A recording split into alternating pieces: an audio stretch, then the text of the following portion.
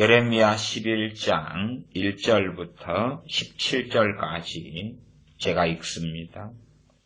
여호와께로부터 예레미야에게 임한 말씀이라 가라사대 너희는 이 언약의 말을 듣고 유다인과 예루살렘 거민에게 고하라. 그들에게 이르기를 이스라엘의 하나님 여호와께서 이같이 말씀하시되 이 언약의 말을 좇지 않는 자는 저주를 받을 것이니라. 이 언약은 내가 너희 열조를 새 풀무 애굽 땅에서 이끌어내던 날에 그들에게 명한 것이라. 곧 내가 이르기를 너희는 나의 목소리를 청종하고 나의 모든 명령을 조차 행하라.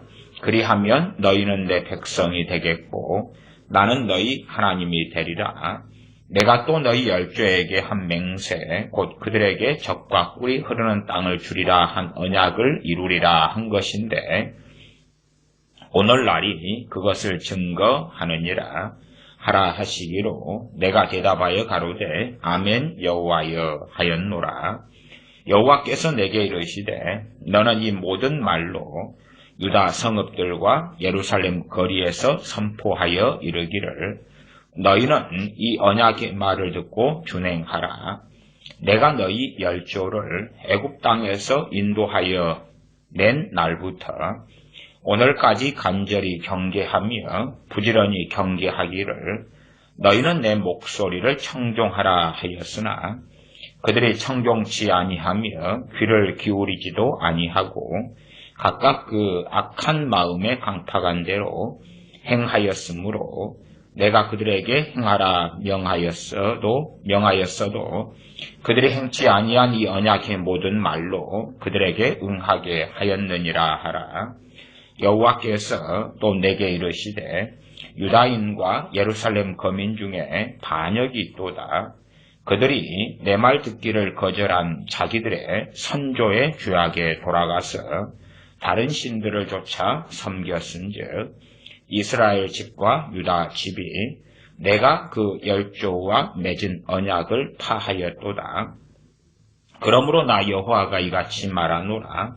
보라 내가 재앙을 그들에게 내리리니 그들이 피할 수 없을 것이라.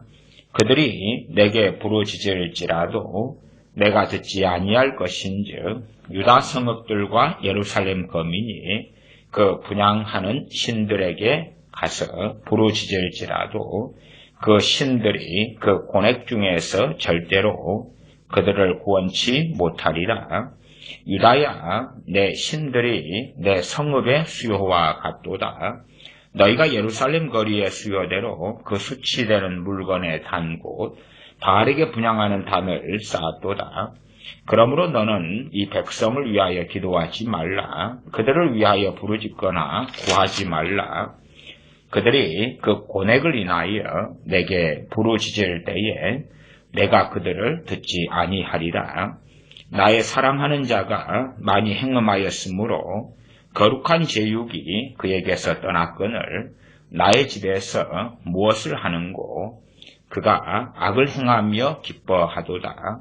나 여호와가 그 이름을 일컬어 좋은 행실 맺는 아름다운 푸른 감람나무라 하였었으나 큰 소동 중에 그 위에 불이 피웠고 그 가지는 꺾였도다.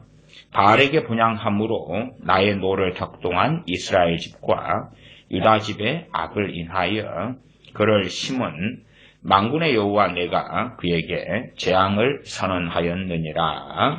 아멘. 하나님께서 하나님의 백성으로 이스라엘을 선택하시고 그들과 언약을 맺으셨습니다. 하나님께서 이미 아브라함 때부터 아브라함을 선택하시고 부르셨고 또한 그들을 하나님의 소유로 삼으셨으나 또한 그들이 애굽에서 출애굽 그들을 노예에서 해방시킨 다음에 그들과 언약을 맺으셨습니다. 항상 언약이라는 것은 양자간입니다. 양자간. 어리석은 사람들은 하나님의 이 은혜 언약을 일방화시키기를 좋아합니다. 말하자면 내가 또한 우리가 혹은 나아가 이스라엘과 우리 크리스천들이 하나님과 맺은 언약에 있어서 우리 측면에서 파기할지라도 하나님께서는 그 언약을 지키실 것이다 하는 망상적인 주장하기를 좋아합니다. 그래서 어떻게 하면 신학은 이 쌍방 언약과 일방 언약으로 만들어서 특별히 구원의 언약을 일방 언약으로 만들길 좋아합니다. 말하자면 우리가 주님 믿다가 자기 무수히 많은 다른 신들 우상에게로 달려간다. 불상에게 가거나 이슬람으로 가거나 힌두교로 가거나 샤머니즘으로 달려가도 우리의 구원의 언약은 일방 언약이기 때문에 그 구원은 유지될 것이다 하는 악함과 어리석음을 지니는 것입니다. 심지어는 우리 심령과 마음은 이미 하나님을 떠났어도 우리의 몸이 예배당 안에 머물고 있으면 그 구원의 언약은 유지되고 유효될 것이다 하는 주장도 아주 많아서 교회 안에서 많은 종교인들이 담대함을 가집니다. 담대하게 종교 혹은 요즘에 유행하는 말로는 종교놀이라 하기도 합니다. 그렇게 하면서 참으로 안전함을 느끼고 삽니다. 주일날 예배당에 나와서 잠깐 찬양 부르고 설교 좀 듣고 그리고 내가 하나님을 섬기는 것은 잘하고 있다. 추가 알파로 헌금 좀 내고 또한 교회에서 봉사 좀 하고 그러면 내가 할 도리는 다 한 것 아닌가. 그러면 구원의 언약은 우리에게 유효하다. 그렇게 합니다. 이스라엘 백성들도 마찬가지였습니다. 자신들의 할례를 받으면 구원의 언약은 유효하다. 또한 성전을 가지고 제사를 지내고 있으면 하나님의 구원의 언약은 유효하다. 그렇게 생각하고 살아왔다. 그 말입니다. 일상삶에 있어서도 여호와의 이름으로 맹세하고 그렇게 하나님 앞에서 보이고 살면 구원의 언약, 은혜의 언약, 하나님의 언약은 유효하다. 어떻게 하면 이 쌍방 언약에서 하나님 편이 아니라 우리 편의 책임을 축소시킬까, 작게 할까 하는 노력은 항상 많은 사람들이 해왔던 것입니다. 하나님의 언약은 쌍방 언약입니다. 그렇기 때문에 우리 편에서 하나님의 언약을 어기면 당연하게 그 언약은 이루어질 수도 없고 성취될 수도 없습니다.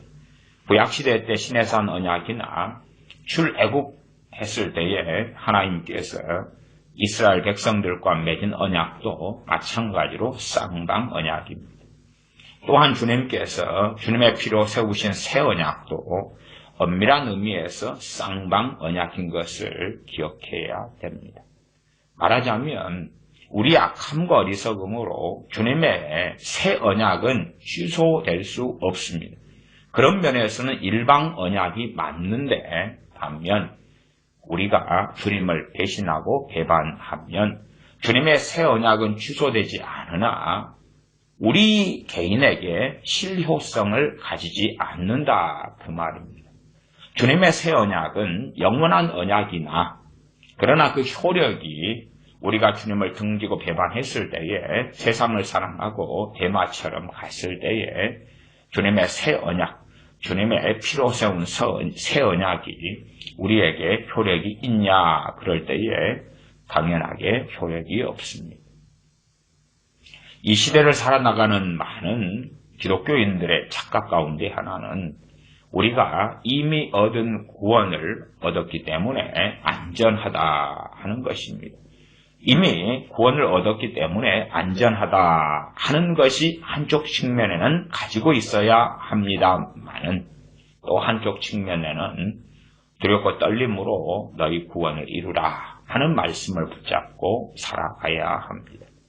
거듭난 사람 주님 믿어서 구원받은 사람이 또한 두렵고 떨림으로 너희 구원을 이루라. 그러나 이 시대에 오랫동안 상실되어 왔던 것은 두렵고 떨림으로 너희 구원을 이루라 하는 것이 상실되어 왔습니다. 반면 또 극단적 어리석음도 있습니다. 구원받은 사람이 두렵고 떨림으로 구원을 이루는 것인데 구원받지 않은 사람이 두렵고 떨림으로 구원을 이룬다 하는 것으로 가면 행위구원론입니다. 비슷한 것처럼 보이지만 다른 것입니다. 구원받은 사람이, 이미 구원을 얻은 사람이 두렵고 떨림으로 구원을 이루는 것이지, 구원받지 못한 사람이 우리의 열심과 우리의 거룩함과 우리의 회개와 우리의 행위로 구원을 이루어 가지고 마침내 어느 때에 신앙생활 한 20년 했더니 구원을 이루었다. 또한 25년 했더니 구원을 이루었다. 야, 나는 빨리 두렵고 떨림으로 구원을 이루어서 신앙생활 한 지 3년 차에 구원을 이루었다. 구원을 받았다. 그건 불가능한 것입니다.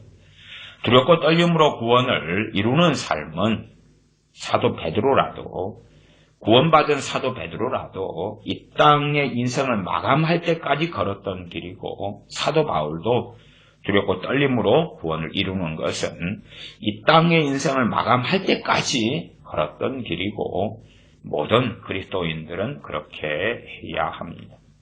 다른 말로 하면 배교하지 말라 하는 것입니다. 하나님께 배방하지 말라 하는 것입니다. 너희가 나를 부인하면 나도 아버지와 천사들 앞에서 너희를 부인하리라 말씀하신 것입니다. 예레미야 11장에는 출애굽한 다음에 최초라고 어떤 면에서 말할 수 있는 그러한 이스라엘이 가장 그래도 최소 200만 명 넘고 그런 대규모 때에 하나님과 맺은 언약이 나와 있습니다. 아직 가나안 땅에 들어가기 전이고 시내산 앞에 하나님 앞에 서서 십계명 등과 율법을 받기 전에 하나님과 맺은 언약이 나와 있습니다. 11장 1절부터 봅니다. 여호와께로부터 예레미야에게 임한 말씀이라 가라사대 너희는 이 언약의 말을 듣고 유다인과 예루살렘 거민에게 고하라. 그들에게 이르기를 이스라엘의 하나님 여호와께서 이같이 말씀하시되 이 언약의 말을 좇지 않는 자는 저주를 받을 것이니라. 그리고 이제 맺었던 언약 쌍방 언약이지요. 하나님 편에서의 약속과 하나님의 백성인 이스라엘 편에서 약속이 나와 있는 가장 기초적인, 어떤 면에서 이스라엘 민족의 가장 기초가 되는 언약, 십계명 전에 하나님께서 미리 그들과 맺은 언약의 내용이 나와 있습니다. 11장 4절입니다.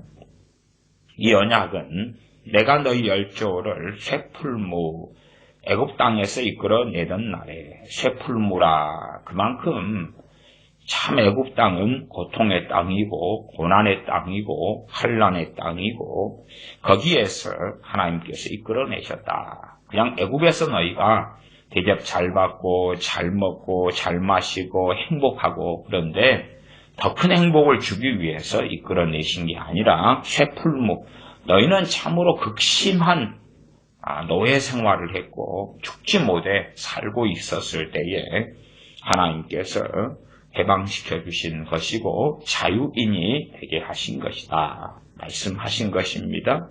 너희 열조를, 너희 조상을 쇠풀무 애굽 땅에서 이끌어내던 날에 그들에게 명한 것이라. 개인주의가 팽배하면 이 역사성이 사라지고 맙니다. 무슨 말인고 하니, 개인주의가 팽배하니까, 자, A라는 사람이 그랬다고 합시다. A라는 사람이 우리 할아버지 할머니에게 은혜를 끼쳤다고 합시다. 그리고 이제 그 은혜를 끼쳐서 할아버지 할머니가 과거에 공산당에게 잡혀 죽을 위기 속에서 A라는 사람이 살려주었다 그 말입니다. 그리고 A라는 그 사람의 은혜로 인하여 우리 할머니 할아버지가 살아났고, 그리고 그 자녀 가운데 우리 아버지가 있었고, 그리고 우리가 태어났습니다. 그러면 우리는 그 A라는 사람, 우리 할머니 할아버지를 공산당에 이 죽이려는 데서 숨겨주고 건져내준 A란 사람의 은혜를 손자인 또한 우리 자손인 우리도 가지고 있는 것입니다. 기본적인 이야기예요. 박정희 대통령에게 대한민국은 큰 은혜를 입었습니다. 그러면 그의 딸인 박근혜 전 대통령에게 또 우리는 큰 은혜를 입은 것과 마찬가지라는 가장 간단한 것을 이해해야 됩니다. 개인주의가 팽배하면 사실은 우리가 도움받았어도 물에 빠져서 누가 건져내놨더니 그 사람에게 보따리를 내놔라 그러는 것이 요즘의 인심이라는 것은 알지만 항상 성경적인 기준은 이해해야 됩니다. 개인주의가 팽배하면 직접적으로 내가 뭘 받아야지 감사하지. 저기 내 조상 중에 10대가 5대가 도움을 받았다고 하자. 그것에 대하여 우리가 왜 감사해야 돼? 우리하고 상관이 있어. 이스라엘 백성도 이 공동체성 또한 역사성을 이해하지 못하고 점점 악하게 되어져 갈수록 어떻게들 생각할 수 있냐 그러면 우리 조상과 하나님과 맺은 언약이지 우리와 언제 맺은 언약이냐. 그리고 조상과 언약을 맺었기 때문에 그 언약에 대한 책임은 조상이 지는 거야. 우리 후손은 혜택만 받으면 돼. 쌍방 언약이라고 치자. 그러면 하나님과 우리 조상이 그 언약의 당사자들이지 우리는 아니야. 우리는 혜택만 받으면 돼. 하나님께서는 그러한 세태나 그러한 사고방식에 대하여 잘못됐다고 말씀하시는 것입니다. 그래서 11장 4절에 이 언약은 내가 너희 열조를 쇠풀무 애굽 땅에서 이끌어내던 날에 그들에게 명한 것이라. 조상에게 명령한 것은 곧 후손인 우리하고도 똑같이 적용되는 것이다. 그 말은 똑같이 적용되는 것이다. 하나님께서 아담에게 명하신 것은 후손인 우리에게도 그대로 적용되는 것이지 이어지는 것이지 이의 당사자가 아담이라는 우리의 최초의 조상이기 때문에 우리하고는 상관없다. 그건 역사성을 모르는 것입니다. 다시 말하면 하나님께서는 역사성을 가지고 사람을 다루시고 심판하시고 또한 진노하시고 때로 은혜를 베푸시는 것입니다. 왜? 소돔과 고모라에서 아이들과 갓난아이까지 심판을 받습니까? 역사성 때문에 그렇습니다. 왜 하나님께서 니느웨 성에 대하여 진노하시고 심판하려 하십니까?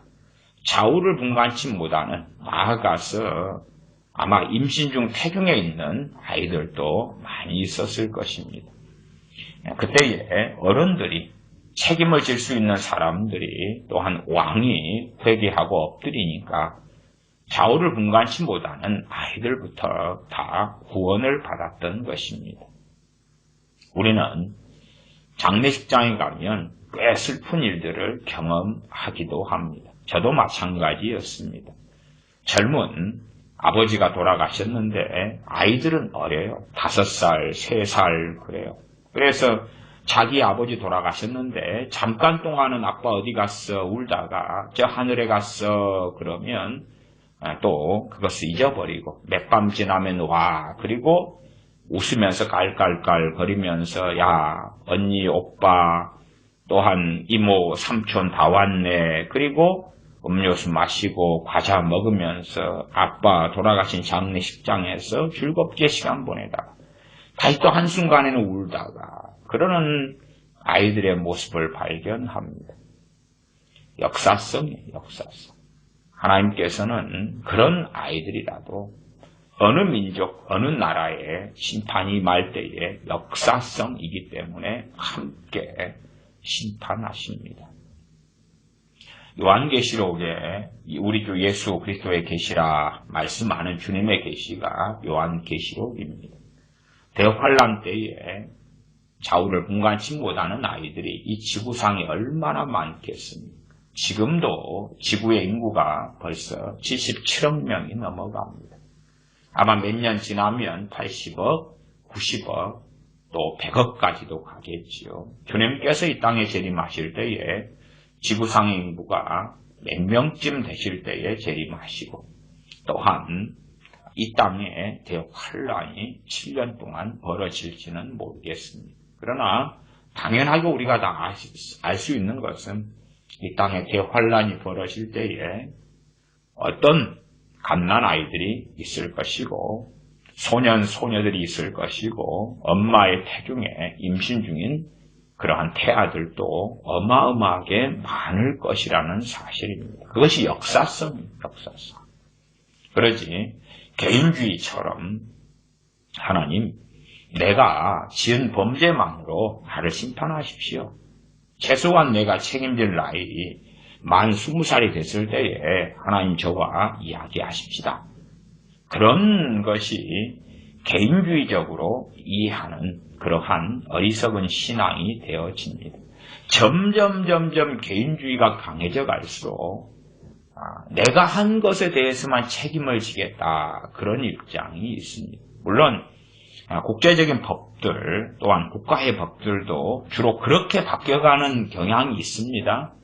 말하자면 역사성을 현대적으로 바꾸거나 과거 구시대의 유물같이 바꾼다면 연좌제라는 것입니다. 구약성경 혹은 율법에서 한 아버지가 빚을 지게 되면 그 아버지의 소유로 그의 아내와 그의 자녀들이 들어가고 당연하게 모든 재산이 들어갑니다. 아버지가 노름에서 빚지면 그 노름 때문에 아내도 노예로 팔려가고 성노리개가 되거나 자녀들도 노예로 팔려가고, 그것이 기본적으로 율법에서 말씀하시는 기본 그 맥락에서 출발합니다. 아내도 노예로 끌려가고, 정말 포악하면 그러한 노예로 아내를 끌어와서 첩으로 삼거나 놀이개로 삼기도 하겠죠. 그것은 이제 성경에서 그 많은 악행입니다만은 실제로는 노예로 끌려가게 되면 거기 안에 무슨 얼마나 인권이 있었겠느냐 하는 이야기입니다. 아버지가 빚쟁이가 되면 자녀들까지도 끌려가지요. 지금 시대의 법이야 부모가 상속을 해줄 때에 재산이 많냐 빚이 많냐 구분해서 빚이 많으면 상속 포기를 하죠. 그러나 과거는 그렇게 되지 않고 기본적인 율법도 그렇게 되지 않아서 이 연좌제라는 것이 불공평하게 보이고, 그러나 아셔야 됩니다. 그건 하나님의 법 안에 있는 것입니다. 개인주의가 팽배하니까 이 개인주의적인 방식으로 세상이 돌아가고 국가의 법률이 돌아가니까 하나님 앞에서도 그럴 것이라고 착각하는 무수히 많은 사람들이 있습니다. 그러나 결코 하나님은 그러시지 않습니다. 그러시지 않아요. 죄가 관영하고 점점점 죄가 쌓이게 되고 어느 하나님의 정한 또한 보시기에 하나님의 정하신 선을 넘어섰을 때에 이 지구상에는 7년 대환란, 불로 심판하시는 이 끔찍한 심판이 시작될 것입니다. 그때에 갓 태어난 아이, 아직 말을 배우지 않은 아이들도 많고, 심지어는 그 가운데 얼마간 선량한 사람들도 존재할 거고, 심지어는 그 대환란의 기간 동안에 두 선지자, 두 증인도 있지 않습니까? 그런 것처럼 우리가 생각하는 어떤 하나님과 1대1 개인의 심판, 그것은 당연히 언제 있냐 하면 인생이 다 마친 다음에 있습니다. 주님의 심판대 앞에서 각 사람이 심판을 받는 것은 이 땅의 삶을 마친 다음이고, 인생사 속에서는 이러한 연좌제가 적용되고 이어집니다. 나아가서 아담의 원죄가 이어집니다. 물론 정교회 같이 그런 곳은 원죄란 있긴 있으나, 그러나 아담의 원죄가 지금 태어나는 사람들에게는 해당이 없다, 그런 식의 이제 잘못된 주장을 하고 성경 해석을 하기도 합니다만, 그러나 우리가 왜 죄인으로 태어나냐 그러면 아담 할아버지의 범죄 때문에 그렇고, 우리는 그때에 아담 할아버지의 허리에 있어서 그 죄를 함께 지었기 때문에 그렇습니다. 아브라함이 멜기세덱에게 11조를 바쳤을 때에 그의 허리에 있었던 레위도 11조를 바쳤다라고 말씀하죠. 아브라함의 허리에 있던 레위. 아브라함의 허리에 아브라함이 11조를 바칠 때에 레위는 언제쯤 그 기준으로 태어나냐 보면 거의 한 200년 정도 뒤에나 태어납니다. 그런데 그 허리에 레위가 있어서 11조를 바쳤다라고 히브리서 말씀은 기록된다 그 말입니다. 그게 역사성이고 한편으로 죄 쪽으로 이야기하면 연좌제, 연대 책임, 공동체성 그렇게 말할 수 있겠습니다. 그러한 것을 현대 사조에서는 부인하죠. 부인해서 A라는 사람의 죄가 그의 자녀들에게, 그의 후손에게 또한 책임이 넘어가는 것을 막는 현대 인권법들이 있습니다. 어쨌든 우리 개인에게는 상당히 편리하게 보이죠. 그러나 그러면서도 부모의 유산은 다 받으려 하고 부모에게서 오는 좋은 것은, 조상에게 오는 좋은 것은 또 내 것이다 라고 받으려 하는 것이 있지요. 부모에게서 오는 나쁜 것은 안 받으려 한다면 좋은 것도 안 받으려 하는 것이 본래가 옳고 맞는 거겠죠. 부모가 재산이 한 100억이 있다 그러면 나쁜 것도 안 받으려 하면 그러한 것도 안 받으려 해야지만이 최소한 하나님 앞에서 정직하고 공평한 것이 될 것이다 그 말입니다. 끊임없이 사람들은 그러한 자기에게 좋은 것만 취하는 내로남불 속에 깊이 들어가 있습니다. 조상들과 맺은 언약의 말씀을 하고 계시고 조상들과 맺은 언약은 바로 너희들에게 그대로 해당된다라고 이 유다와 예루살렘의 거민에게 말씀을 하나님은 증거하게 하시는 것입니다. 11장 4절입니다. 이 언약은 내가 너희 10조를 쇠풀무 애굽 땅에서 이끌어내던 날에 그들에게 명한 것이라. 곧 내가 이르기를 너희는 나의 목소리를 청종하고 나의 모든 명령을 좇아 행하라. 그리하면 너희는 내 백성이 되겠고 나는 너희 하나님이 되리라.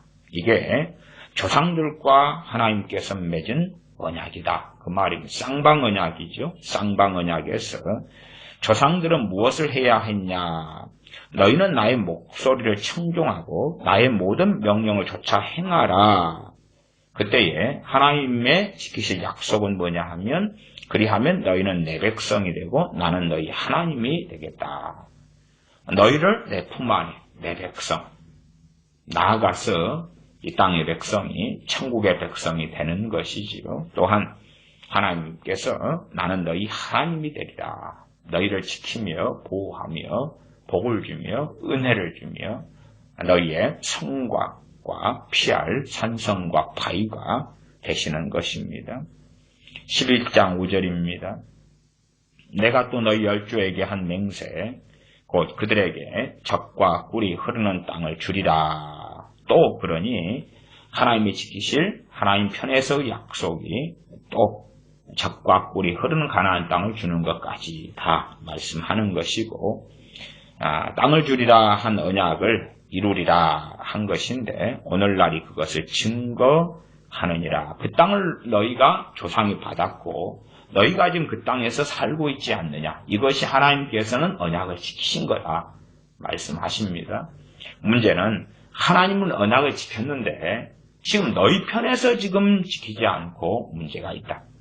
그래서 하나님께서는 참 심각하게 11장 3절에서 저주를 선포하고 계십니다. 이 언약의 말을 좋지 않는 자는 저주를 받을 것이니라 말씀하고 계십니다. 저주를 받을 것입니다. 하나님께서는 유다 백성들과 예루살렘 거민들을 깨닫고 돌이키게 하려고 예레미야 선지자를 통한 많은 말씀들을 볼 때에 참으로 부지런히 수고하시는 것을 봅니다. 부지런히 수고하시는 것. 물론 우리 편에서는 참 어리석은 생각들을 많이 할 때가 있습니다.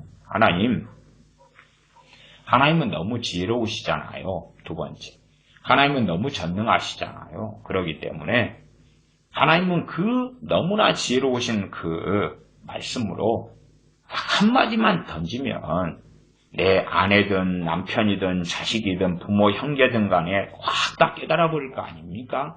하나님의 지혜는 그런 지혜라고 저는 믿습니다. 그건 자기 망상증에 빠진 것입니다.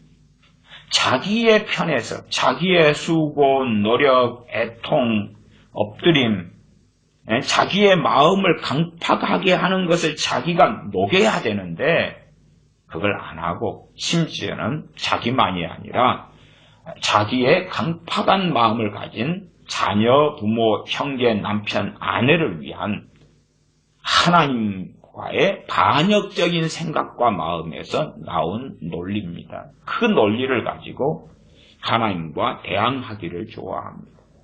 하나님은 정말 지혜로우시잖아요. 그래서 말씀 몇 마디만 내 자식에게 하십시오. 그러면 내 자식이 다 깨달아 버릴 것 아니겠습니까? 돌아서 버릴 것 아닙니까? 지금 그런 것들을 참 많이 믿죠. 또 하나님은 그렇게 지혜로우시고 두 번째는 그렇게 전능하시잖아요. 그러니까 하나님 내 자식 잠자고 있을 때 꿈에서 어떻게 해주시고 아니면 그냥 하나님 전능하시니까 마음 확 바꿔버리면 되잖아요. 바꿔버리면 오른쪽으로 가련다 그럴 때 확 바꿔서 왼쪽으로 가 그 마음을 들게 하면 되잖아요. 하나님 명령을 안 지켜 근데 지켜 그렇게 마음을 탁 바꿔버리면 되잖아요. 아버지 하나님 내 자식 게으른데요. 게을러 자고 싶어 놀고 싶어 게임하고 싶어 그걸 확 바꿔버려가지고 부전은 해야 돼 공부하고 싶어 일하고 싶어 노력하고 싶어 좋은 됨됨이를 가지고 싶어 그렇게 전능하신 하나님이 확 바꿔버리면 되잖아요. 그런 논리를 자녀들에게 또한 가족들에게 한 걸음 나아가서는 우리 자신에게 적용시키기를 좋아합니다. 성경하고 아무 상관이 없는 이상한 논리입니다. 이상하게 믿고 싶은 하나님, 이상한 하나님을 만들어서 따르려고 한다 그 말입니다. 그런 논리가 왜 안 맞습니까? 그게 맞으면 주님께서 이 땅에 오셔서 주님께서 한두 마디 던지시면 바리새인, 서기관들 회개하고 또한 나사렛 본 동네에 가셨을 때 한두 마디 던지시면 그들이 회개하고 정말로 나사렛 우리 동네에서 자고 성장한 그러한 저 예수님 우리가 다 아는 누구 집 아들 요셉의 아들 마리아의 아들이 메시아였구만. 우리 이제 섬기고 경배하고 순종하고 따르세. 그렇게 되었을 것 아닙니까? 아니면 어느 고울들보다도 권능을 많이 행하신 고라신, 벳세다 또한 많이 사역의 중심지 중에 하나였던 가버나움. 그런 데서는 주님께서 말씀 많이 가르치시고 복음 증거하시고 병 많이 고치시고 귀신 많이 쫓아내시고 사람과 사람을 대면하여 많이 만났던 그 사람들. 주님 얼굴의 광채를 보자마자 회개가 터지고 변화되고 주님께 치유의 손길을 받자마자 질병이 치유될 뿐만 아니라 사람이 다 변화돼 버리고 직접 주님으로부터 말씀을 듣고 배우는데 다 변화돼 버리고 주님과 함께 공생의 세월을 함께한 가룟 유다가 등지고 배반하고 주님을 팔 리도 없겠고요. 그리고 의심하는 도마가 나올 일도 없겠지요. 또한 주님께서 십자가에 달리시며 죽음의 길을 걸어가신다 할 때에 주님을 말리는 베드로 사도가 나오지도 않겠지. 심지어는 부활하신 주님을 배웠고도 제자들은 우리는 고기 잡으러 가겠노라 하고 떠나버리는 불상사가 벌어지지도 않고 주님께서 내 피를 먹고 내 살을 마시고 하는 것을 말씀하실 때에 이 말씀은 듣기 어렵도다. 그리고 제자들을 남기고 나머지는 다 주님을 떠나버리는 그런 불상사가 벌어지지도 않겠지요. 오병이의 기적을 맛본 사람들이 주님을 자신의 유대인의 왕으로 삼으려고 육적으로 달려들며 주님께 쫓아와서 우리의 왕이 되어달라고 하는 그러한 어리석은 일도 벌어지지 않겠지요. 사람들이 꿈꾸고 가지는 망상이 있습니다. 예레미야 선지자를 통하여 하시는 예레미야서든지 또한 이사야든지 다른 선지자들 등의 많은 말씀들은 하나님께서 그의 백성을 돌이켜보려고 이렇게 설득하시고 또 이 방법을 쓰시고 저 방법을 쓰시고 또 저 방법을 쓰시는 다양한 하나님의 부지런한 수고와 노력이 나와 있습니다. 그래서 이번에 11장에서는 선지자 예레미야를 통하여서 그러면 선지자 예레미야 너가 내 말을 증거했는데 그때의 제사장들과 선지자들은 평강하다 다 그랬고 너는 북방에서부터 전쟁의 소리, 재앙이 몰려오고 심판이 오고 너희의 이웃나라들도 너희를 배반하게 될 것이고 하는 많은 것을 했더니 야 그런 비극적인 소리 듣기 싫어. 넌 가짜야. 그러면 더 원초적으로 접근하자. 그래서 열조와 맺었던 언약을 가지고 이야기하면서 이 언약의 말씀을 지키지 않는 자들은 저주를 받을 것이다 선포하고 자, 이 언약 너희 조상들과 출애굽한 다음에 맺은 그 언약 너희가 지금 지키고 있어라는 근원적인 질문을 던지시는 것입니다. 그것이 하나님의 백성을 설득하는 하나님의 방법입니다. 그렇지. 하나님께서 마음에 탁 들어가시고 마음에 손을 집어넣으셔가지고 마음을 짠짠짠 주물러가지고 바꾸신다. 그게 아닙니다. 그게 아니에요. 그래서 사울이란 청년 이스라엘의 처음 왕, 초대 왕이 되었던 사울 왕, 전에 청년 사울이 그는 겸비한 자였고 준비된 자였습니다. 준비된 그 심령에 사무엘 선지자와 만나고 그의 애언을 듣고 돌아가는 길에 성령님이 임하심으로 새 사람이 된 것입니다. 그러나 그 새 사람도 결정론이 아니고 나중에 다시 등지고 배반하고 타락하고 결국은 하나님을 배역하는 패역의 길을 사울왕이 걷지 않습니까? 그리고 하나님은 그를 버리시고 사무엘 선지자에게 사울 왕을 위하여 더 이상 기도하지 말라 하시고 소년 다윗에게 기름을 부으라 하시는 것입니다. 그러니까 청년 사울이 새 사람이 되었다 하는 사무엘상을 우리가 발견하고 봅니다만은 그러나 그것은 준비된 사람이었고 그러지 악인이고 너무나 악랄했던 청년 사울이 그렇게 말씀되어져 있지 않습니다. 이스라엘 중에서 너가 겸손하였을 때에 하나님이 너를 세우셔서 왕으로 삼으신 거다 말씀하시는 거예요. 사람은 그렇게 쉽게 간단하게 결정론이 나오지 않습니다. 극단적으로 우리가 주님 믿고 영접해서 거듭났어. 그 거듭남은 영원히 지속될 거야. 그게 구원파적인 신학이고 그리고 이단 사설에 속하는 것입니다. 내가 한번 거듭났어.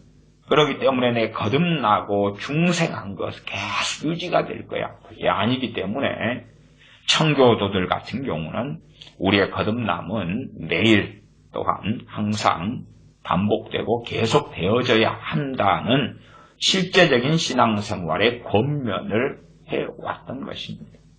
우리 헌신은 지속되어야 한다. 한 번 주님을 영접하고 주님 내 주인이 되어주세요 하는 한 번의 헌신으로 우리의 삶은 결정론적인 헌신이 되는 건 아니다 그 말이에요. 계속되는 헌신, 계속 주님을 의지하는 것이 지속되어져야 한다 그 말이에요. 주님 안에 새로운 심령으로 거듭남은 계속 지속되고 계속 되어져야 하는 것이지 그 거듭남을 성령님께서 하나님께서 다 지켜주고 보장해 주셔. 그러한 잘못된 것이 들어가서 책임을 하나님께 전가시키는 어리석고 완악한 사람들이 많은 시대가 되었습니다. 가장 근원적인 언약을 가지고 하나님께서 예루살렘 거민들과 유다인들과 지금 변론하시는 것입니다. 자, 너희들이 정말로 평강하다 주장하고, 그리고 예레미야를 통해서 하나님 하시는 말씀이 하나님이 정말 하신 게 아니야 라고 생각하면, 자, 그렇게 생각하는데, 자, 그러면 이 언약을 가지고 한번 이야기를 해보자. 출애굽한 다음에, 해방시킨 다음에 너희 10조와 맺은 언약을 가지고 이야기해보자. 이 언약을 너희가 정말 지켰느냐. 지금 개인주의를 가진 사람들하고는 대화 자체가 안 될 거예요, 아마. 안 될 거예요. 이 언약을 맺었을 때가 BC 1446년이고, 이때가 600년 한 초 정도 아니면은 뭐 600, 한 20년, 10 몇 년 하든지 600년 돼라고 생각하면 이 차이가 지금 800년이 넘어요, 800년. 우리가 800년 그러면 어디까지 나오는 줄 압니까? 우리 한민족의 역사로는 고려시대가 나오는 거예요, 고려시대가. 조선왕조 500년, 그 다음에 100년, 600년이고 800년이면 고려시대가 나와요. 심지어 고려 중기가 나올 수도 있는 거예요, 이게. 야, 상상이 안 되는 시대로 거슬러 올라가네. 그러면은, 야, 고려시대 때에 우리 조상들이 무슨 언약을 맺었다고 하자. 그거랑 무슨 상관이야, 우리하고. 그들이 한 거 아니야, 그들이. 우리는 참으로 하나님께 감사할 수밖에 없는 것은 우리의 고려시대 때, 조선시대 때, 그 위에 삼국시대 때, 또한 고조선, 동해, 옥저, 마한, 진안, 변한, 또한 고려, 백제, 신라, 얼마나 많은 나라들 때부터, 조상 때로부터 그 투철한 조상숭배, 우상숭배, 샤머니즘 그렇게 살아왔어요. 그러나 우리는 참으로 교만해져서 자, 우리는 그런 게 아니었어요. 우리는 깨끗해요. 결백해요. 이 유대인들도 항상 그런 입장이니까 우리가 이해해요. 그렇잖아요. 우리하고 비슷해요. 주님을 만났을 때 유대인들은 마치 선지자들을 죽이지 않았던 자들의 후손인 것처럼 우리도 마찬가지로 정말로 고래로부터 하나님을 등지고 끊임없는 우상숭배 속에 우리 조상들이 살아왔으면서 이게 연좌 책임입니다.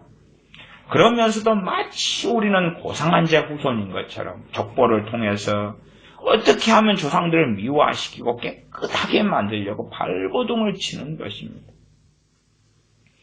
한민족의 절반이 물론 인구적으로는 절반이 안 됩니다만은 나라적으로는 땅덩어리로 하면 절반보다 더 크지요. 저 북한이 공산당이라는 이 악한 이 악인의 집단으로 되어지고 말았는가.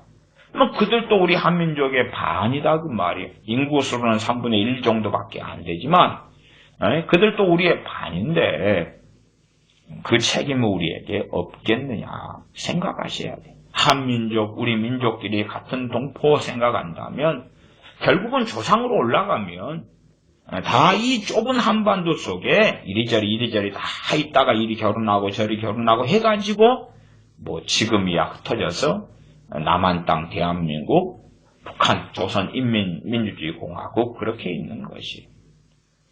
그러면 이 악함이라는 것은 조금만 거슬러 올라가도 또한 심지어는 지금 한국 땅에도 얼마나 많은 조상숭배와 샤머니즘과 우상숭배가 가득하냐 그 말이에요.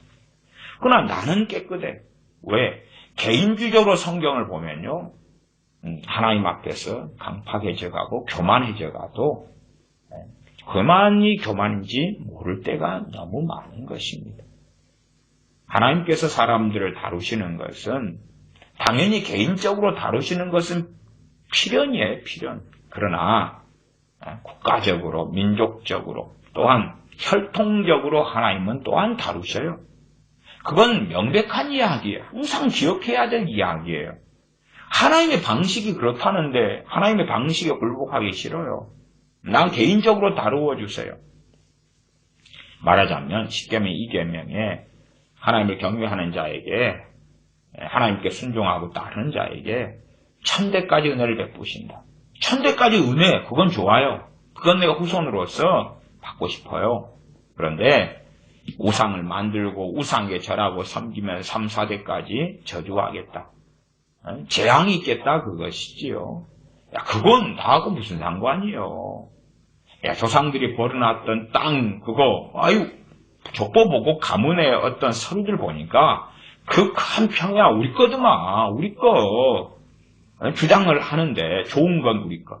할아버지가 유명한 가수여가지고 노래 저작권이 있다. 그래서 그 저작권 후손인 내가 가지면 야 지금도 1년 되면 돈이 몇 천만 원이 나와.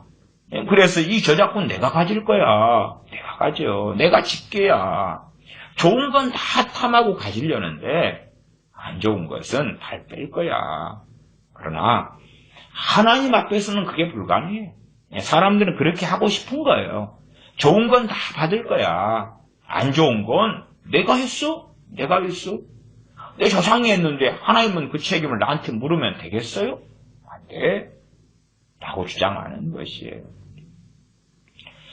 대환란 때에도 유독히 그 대환란을 맞이하는 그 세대가 독보적으로 악할 수 있어요. 그러나 더 근원적으로는 악이 쌓아져 오는 거예요. 악이 쌓아져 와. 누적되어 오는 거예요. 누적되어 오는 거예요. 대한민국도 이제는 빚더미가 국가 부채가 산더미처럼 많아져 가고 있잖아요. 그러면 단지 우리가 가진 부채, 지금 우리가 살고 있는 우리 생존 시에 우리가 가진 부채만 감당하면 되는 게 아니다 그 말이에요. 무슨 말인 거 아니? 지금 태어난 지 2살 된 애가 있다고 합시다. 그러면 2살, 그러니까 내가 이 땅에 사는 것이 2년이니까 2년 동안의 부채만 책임지면 돼. 그것이 틀린 이야기다 그 말이에요. 그냥 국가 부채다 그러면 내가 그 국가의 구성원이고 거기에 사는 한은 다 연대 책임이에요. 연대 책임. 그러지. 아니 누가 뭐 너희들 정권 너희들 채권 찍어가지고 빚내가지고 뭐 우리한테 언제 돈 주라 그랬어 우리가? 너희가 찍어가지고 빚 잔뜩 내가지고 그 다음 선거를 위해서든지 뭘 위해서 정치적 목적을 위해서든지 돈 쏟아부은 거 아니야. 그래서 어마어마하게 됐잖아. 문재인 케어가지고 그 사고 쳐가지고 부채가 어마어마하게 됐잖아. 그리고 탈원전 해가지고 한전 빚더미가 올라가고 전기세는 올라가고 그러면 그거 왜 우리한테 책임지라 그래? 아니 연대 책임이에요. 뭐라고 말할 수가 없잖아요. 그 정권을 뽑은 것도 국민이고 그 다음에 빚더미 내가지고 빚더미에 같이 올라앉아서 나라가 안 망하고 오래 간다고 합시다. 그것만큼 국가 부채의 규모는 점점점 커질 거 아니에요.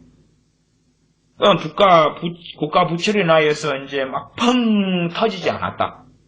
그리고 터지지 않았을 때에 평안하게 죽는 분도 있을 거 아니에요. 평안하게 죽어요. 야, 나는 자유다. 그리고 죽어요. 물론 죽은 다음에 이제 천국과 지옥은 뻔한 건데 살아있을 때 국가 부채가 어마어마했는데 시한폭탄처럼 언제 터질까 했는데 내가 죽기 전까지 안 터졌어. 그러나 그 후손들이 야 앞에 그 책임져야 될 사람들 그들 다 지라 그러고 우리하고는 상관없어요. 그렇게 해봐야 그렇게 될 수 있는 문제가 아니다 그 말이에요. 점점 국가가 부채를 쌓아오면 그래가지고 펑 터지는 것처럼 대환란이 벌어지는 것도 그 죄악이 점점 쌓아와서 어느 선을 넘어가서 터진다 하는 것입니다. 물론 국가 부채가 터지는 것도 양상을 보면 터지기 직전의 세대가 제일 많이 빚을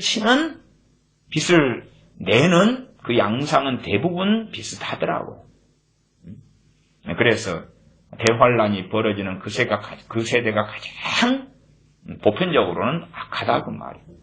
그럼에도 불구하고 그 앞에 세대하고 비춰볼 때 아주 천사와 악마 차이냐 그건 아니고 그냥 악마 5등급, 악마 6등급, 악마 7등급 이런 차이에 불과할 거다. 그런 것을 말씀을 드립니다. 11장 6절로 갑니다. 11장 5절 하반절에 이 언약, 젖과 꿀이 흐르는 땅을 주리라 한 언약을 이루리라 한 것인데 오늘날이 그것을 증거하였느니라 하라 하시기로 내가 대답하여 가로되 아멘 여호와여 하였노라. 아멘 여호와여. 이 말씀을 또한 전할 때에 예레미야 선지자는 핍박받고 고통을 받고 환난을 받습니다. 그러나 선지자는 아멘 여호와여 합니다. 11장 6절입니다. 여호와께서 내게 이르시되 너는 이 모든 말로 유다 성읍들과 예루살렘 거리에서 선포하여 이르기를 너희는 이 언약의 말을 듣고 준행하라. 다시 이 언약의 말씀을 좋지 않는 자는 저주를 받을 것이다. 11장 3절에 해놓고 이 언약을 조상 때로부터 했던 이 언약을 다시 언급하시고 다시 말씀하십니다. 너희는 이 언약을 듣고 준행하라. 개인주의적이 된 사람들이 이해 못한다니까요. 이건 그때 조상들하고 한 거잖아요. 이제 우리가 하나님 주신 이 땅에서 옛날 우리에게 소위 한 800년 전에 주셔가지고 지금까지 살고 있어요. BC 1400년도에 주셔가지고 그러니까 지금까지 우리가 살고 있어요. 이제 600년, 610 몇 년 되었든지 간에 선지자 예레미야 선지자 때에 우리 살고 있어요. 아니 시대가 언젠데 진짜 캐문 것 가지고 하나님은 내놓으라 그러는 거예요. 시간이 800년이나 됐구만.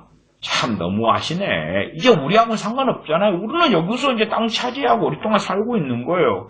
그런데 우리에게 언약을 듣고 준행하라 그래요. 이 언약이 준행되지 않을 때에 그치요? 가나안 땅을 주셨던 것을 어떻게 합니까? 다시 수고하시는 거예요. 다시 말하면 가나안 땅을 주어서 살게 하셨는데 죽일 자는 죽이고 쫓아낼 자는 쫓아낸다고 말이에요. 죽이고 쫓아내고 너희 게 아니야. 그 말 너희 게 아니야. 그래서 쫓겨나는 거예요. 그래서 죽임당하거나 포로가 되는 거예요. 왜? 하나님 편에서 언약은 지켰는데 언약 당사자가 그때는 조상이었고 지금은 그 당사자가 누구냐 그러면 유다 땅과 예루살렘 땅에 살고 있는 사람들이 언약 당사자예요. 자기들은 아니라고 생각할지 몰라도 이제는 상관없어. 이 가나안 땅 젖과 꿀이는 팔레스타인은 영원히 우리 거야. 주장하지만 아니다 그 말이에요. 아니다. 저 지금도 팔레스타인 이스라엘이 다시 하나님의 은혜로 건국된 다음에 그 다음에 계속하여서 공격당하고 이란 또 6.1 전쟁 또 지금도 팔레스타인에 있는 거주자들과 분쟁이 일어나고 또 테러, 공격 그런 일이 많이 있잖아요. 그러면 단지 우리가 유대주의자가 돼가지고 무조건 이스라엘 편에 선다.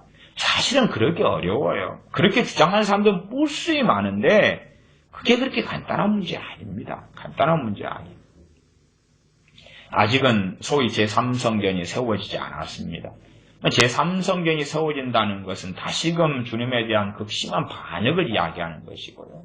그것도 그러면 이제 어떤 면에서 저는 최소한 그들이 하나님 앞에서 첫째 오르려면 첫째는 다시 회당 중심처럼 말씀 중심으로 돌아가야 되고 두 번째는 그리고 바르게 성경을 해석해가지고 이 성경이 구약 성경이 곧 나에 대해서 한 말씀입니다 하는 것처럼 우리 주님을 발견하고 주님께 그 다음 돌아와야 돼요.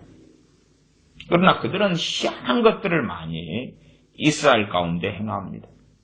말하자면은 아사셀 염소를 그러한 염소 잡아서 속죄제 드리고 아사스 염소로 보내고 그런 기간에는 전부 다 닭 잡고 있어요.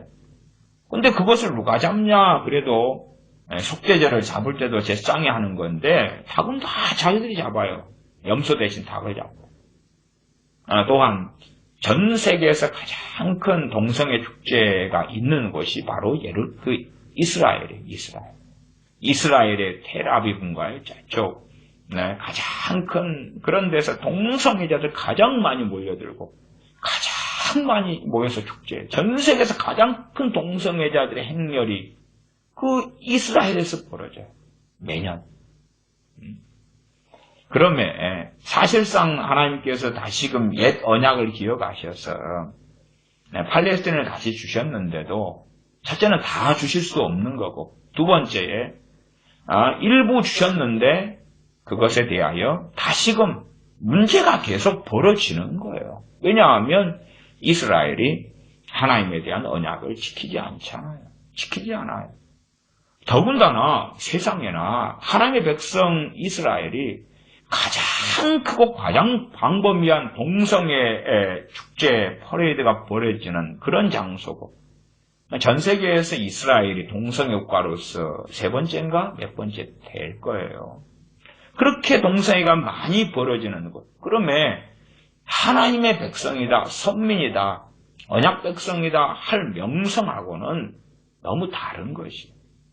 물론 유대주의에 빠진 사람들은 그 안에서 이제 종교성들이 있어요. 그러면서도 그런 걸 가지고 이스라엘 칭송하고 떠넘 올리고 예루살렘을 떠올리고 와 할렐루야 아멘 정말 진짜 선민이로세 하는 그 장점 좋은 것 몇 개 가지고 정말 할고 빨듯이 그렇게 그냥 애 낳아가지고 그냥 똥도 맛있다고 해대는 어리석은 부모처럼 그렇게 하는 사람들, 어리석은 사람들도 많습니다. 객관성을 가지고 옳은 건 옳다, 틀린 건 틀리다 그렇게 항상 해야 돼. 객관성을 가지고. 그러나 그 객관성이라는 것이 어떠한 어리석은 극단적 가치관이나 사상에 빠져들고 나면 그런 게 보이지 않지요. 6절 하반절부터 다시 봅니다. 너희는 네 언약의 말을 듣고 순종하라. 7절 내가 너희 열조를 애굽 땅에서 인도하여 낸 날부터 오늘까지 간절히 경계하고 부지런히 경계하기를 너희는 내 목소리를 청종하라 하였으나 하나님의 지금 방법이 맞잖아요. 오늘까지 간절히 경계하고 부지런히 경계했다. 너희는 내 목소리를 청종하라 그리고 사람들은 하나님 그렇게 부지런히 하십니까? 그냥 자고 있을 때 입력 좀 해주세요. 자고 있을 때 그냥 마음을 딱 바꿔주세요. 그러면 되지. 부지런히 경계하고 간절히 경계하고 그것은 하나님께서 그의 종들을 통해 하시는 선지자들을 통해서 모세를 통해 여호수아를 통해 사무엘을 통해 하나님의 종들을 통해 하신 말씀을 받아들여야 된다는 이야기니 받아들여야지. 이 마음은요 우리에게 주신 영역이에요. 물론 우리에게 주신 영역이라는 것은 마음의 중심의 보좌를 당연히 주님께 드려야 되는데 주님께 한번 바쳤습니다 한 다음에 주님이 차지하고 계시는 건 아니다 그 말이에요. 다시 말하면 우리 심령과 마음의 주인이 주님이 되시도록 해야 되는데 잠언 3장의 말씀처럼 무릇 지킬 만한 것보다 내 마음을 지키라. 생명의 근원이 예수님입니다. 마음을 지킬 책임이 언제까지요? 이 땅을 떠날 때까지 우리에게 있는 거예요. 우리에게 있는 것이어서 하나님 내 마음을 지켜주십시오. 그런 기도는 할 수 있으나 그 기도의 결과 또한 그 기도의 하나님의 응답이 죽을 때까지 내가 지켜주리라 그런 응답은 없다는 걸 아셔야 돼요. 마음을 지켜주시는 어떠한 긍휼 얻을 자의 기도에 하나님 응답하셔도 그때예요. 그때 그 상황 그때 그 시기 잠깐 단시간 그리고 나머지는 다시 그가 주님 앞에서 살면서 마음을 지켜가야 되는 삶이에요. 지켜가야 되는 삶. 심령이 하나님께 향하도록 지켜가야 되는 삶이에요. 제가 앞에서 했던 이야기가 이어져서 더 자세하게 설명하지는 않습니다. 하나님의 방법은 말씀하시는 거예요. 사도들을 통하여 우리 주님께서 이 땅에 친히 오셔서 가르치고 말씀하시는 거예요. 그걸 듣고 받아들여야 돼요. 사람의 변화의 중심에는 항상 무엇이 있냐 그러면 말씀이에요. 말씀. 그러니 때를 얻든지 얻지 못하든지 말씀을 증거하라는 거예요. 말씀을 전파하라 전하라는 거예요. 그걸 듣고 받아들여서 변화가 되든지 안 듣고 그러지. 무슨 중보기도 해가지고 자고 있을 때 그냥 다 꿈에 만나주셔가지고 그런 기적적인 어떤 일이 있어요. 그러나 기적적인 어떤 일을 가지고 하나님의 말씀을 변개시키는 쪽으로 그 간증과 어떤 일을 사용한다면 그건 마귀적인 일이에요. 마귀적인 일. 참 어떤 간증들, 극단적인 간증들을 하고 다니고 또한 어느 교회에서든지 그러한 간증자를 불러서 하는 것을 즐겨 듣는 많은 사람들이 있어요. 그것이 현대적인 복음의 자리에 차지해버리는 거예요. 극단적인 간증. 내가 술 마시고 자고 있을 때에, 그럴 때에 주님이 찾아오셔서 정신을 깨보니까 눈에 눈물이 흐르면서 회개가 터지고 있더라. 응? 그 다음에 그 사람이 이제 간증을 했어요. 그 사람이 유명한 탤런트고 연예인이고 영화 배우고. 근데 그 사람이 5년 10년을 추적해보면 다시 대부분 세상 사람이 돼 있어요. 그러니까 그때의 간증은 그때의 경험을 통해서 자기는 마치 한순간에 다 변화돼 버린 것처럼 하고, 그 다음 듣는 사람들도 동일한 기대를 나에 대해서나 내 부모, 자식, 형제에 대해서나 내 사랑의 대상에 대하여 동일한 기대를 하고 기도를 하면 되겠다 생각하지만, 그 사람은 그때 그렇게 이야기해놓고 몇 년 지나기 전에 확연하게 열매가 드러나 버리는데, 몇 년 지나서 열매가 드러난다는 이야기는 이미 드러나기 전에 뱃속 안에나 숨겨진 삶의 행위들이 많이 있었다는 이야기예요. 그 다음에 이제 드러나고 터져요, 대중성으로. 야, 저 사람 세상으로 돌아갔네. 야, 저 사람 했던 게 다 거짓말이네. 사기였네. 드러나는 경우가 많아요. 물론 눈 멀고 귀 먼 사람들은 그까지는 안 봐요. 그냥 그때 그 황홀했던 간증, 황홀했던 증언만 들어요. 생각해 보세요. 사울 왕이, 청년 사울이 선지자 사무엘 선지자 만난 다음에 길을 행할 때에 성령이 마시고 새 사람 됐어요. 성경에 기록되어 있잖아요. 새 사람 됐어요. 그 다음에 그 사람이 요즘식으로 해서 전국 교회 다니면서 간증하고 다녔다고 합시다. 야, 아니 그 청년 사울이 간증한 것은 맞잖아요. 맞아요. 청년 사울이 간증한 건 맞으니까 우리에게도. 하지만 청년 사울이 나중에 왕된 다음에 또 간증해요. 왕된 다음에도 성령 충만했습니다. 상당 기간. 또한 성령의 권능으로 전쟁을 수행했습니다. 40년간 이스라엘의 왕을 했던 사람이 사울 왕입니다. 그러면 왕이 됐어요. 자, 새 사람이 되었다, 왕 되었다, 간증한다. 너희들도 하나님이 그렇게 해주실 것이다. 하나님의 그 은혜로 내가 새 사람이 되었어. 그리고 하나님께서 왕까지 세워주셨어요. 이렇게 성공했어요.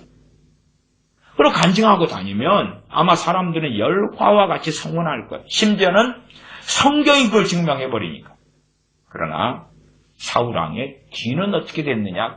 뒤는 후반지는 어찌 됐느냐? 그 변화가 결정적인 건 맞으나 완성이 되었냐? 그렇지 않느냐? 그렇지 않다 그 말이에요. 사울왕은 두렵고 떨림으로 구원을 이루지 않았다 그 말이에요. 그렇죠?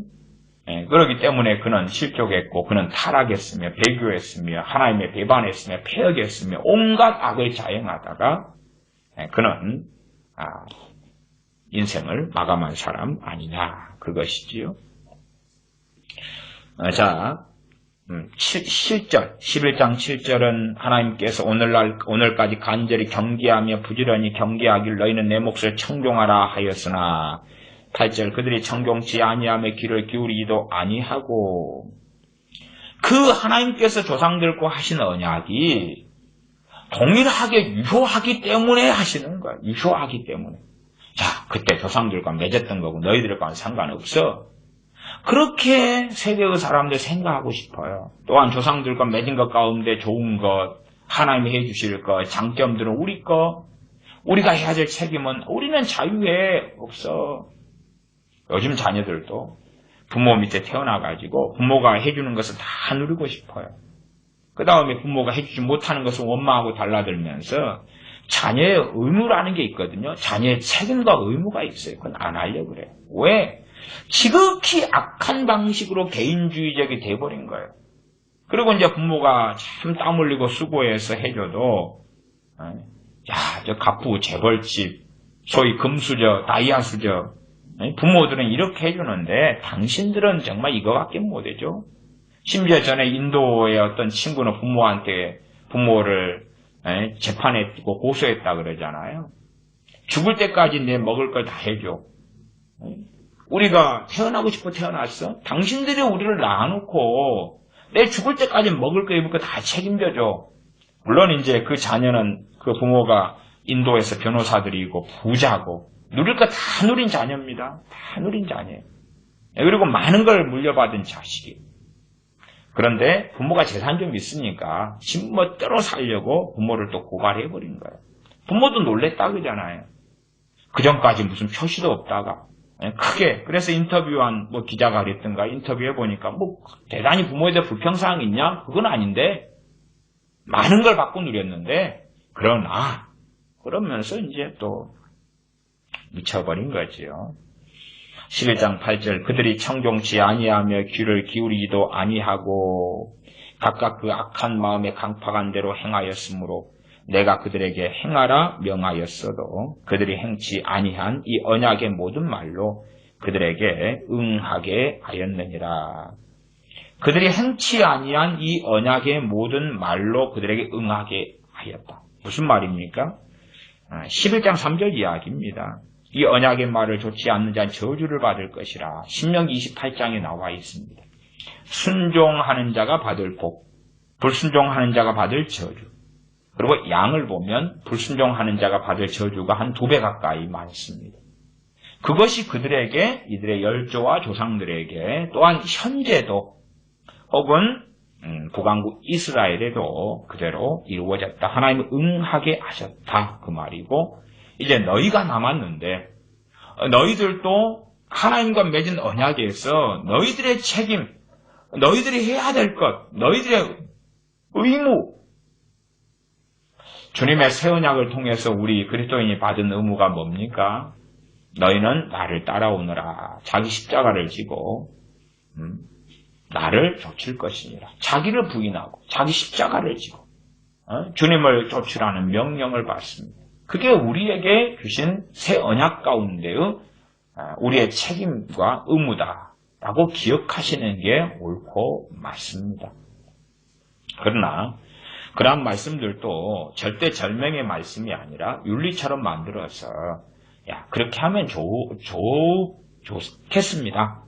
그렇게 하면 좀 복을 받을 수 있어요. 그렇게 하면 하나님께서 여러분의 기도에 더 응답해 주셔서 더 많은 물질과 더 많은 성공을 안겨 주실 거예요. 그런 걸로 싹 바꿔버리면 사람들은 좋아합니다. 9절입니다. 여호와께서 또 내게 이르시되 유다인과 예루살렘 거민 중에 반역이 있도다. 누구에 대한 반역이겠습니까? 왕에 대한 반역이 아니라 하나님에 대한 반역이지. 그들의 동맹국에 대한 반역이 아니라 하나님에 대한 반역이지. 하나님에 대한 반역.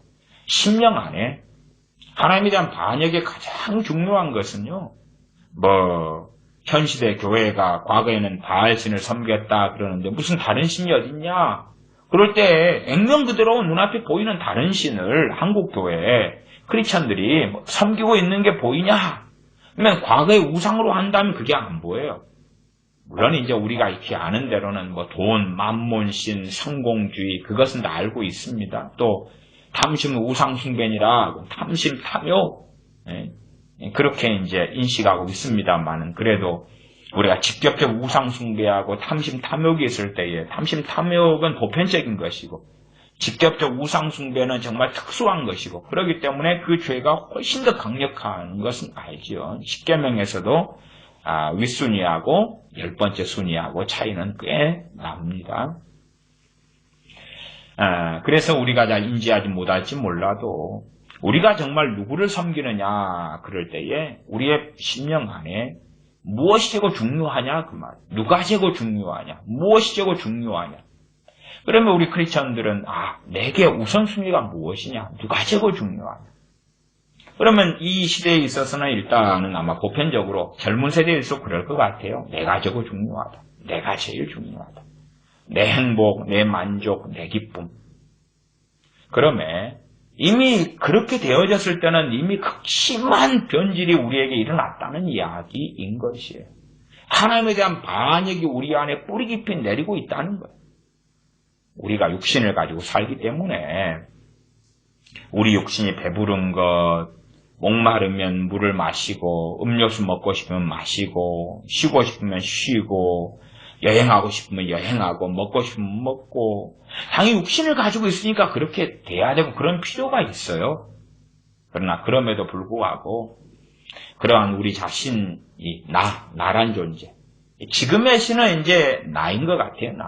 바알신 그럴 때 바알도 주인 그 말이에요. 주인인데 물론 이제 바알신의 고대 사적인 걸로 들어가면 뒤에 바알신 나오니까 미리 좀 이야기하겠습니다. 당시에 바알신은 뭐 비의 신, 비니까 풍요의 신 이렇게 갑니다. 비가 내려야지만이 알곡이 맺히고 추수하고 잘 먹고 잘 살고.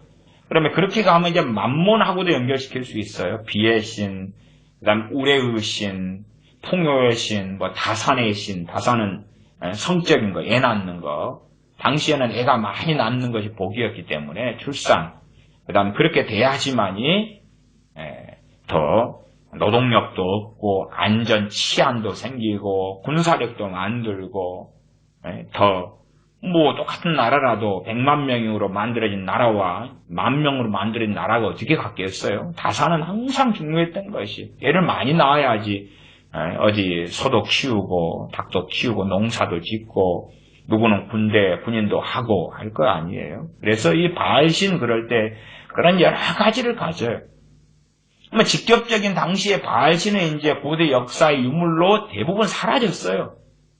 그러나 그 내 풍요, 내 다산, 내 성적인 욕구와 욕망, 내 안전의 욕구, 또한 비의 신 그럴 때에 나의 풍요를 위하여 그 중심에 바알이 주님 그런 의미를 또 가지는데 누가 들어가 있느냐 할 때에 내가 들어가 있죠. 내가. 예전에 이제 한 세대 전이라 해야 될까요? 지금의 중년, 노년 세대라 해야 될까요? 그런 세대는 처녀 총각 때까지는 그러다가 이제 막상 결혼하고 애 낳고 난 다음에 자식이 이렇게 바뀌었어요. 그러나 요즘 시대의 젊은 세대는 결혼해도 그렇기 때문에 애를 안 낳아요. 애를 안 낳거나 최소화로 놓거나 애한테 안 매이는 방식. 그렇게 나를 아주 막강한 내가 됐기 때문에 잘 안 바꿔요. 앞에 세대나 지금 이제 뭐 우리 같이 부모 세대, 그 다음 노년 세대는 결혼한 다음에 자식, 이게 주인을 누구로 바꾸는 거예요? 자식으로 바꾸고.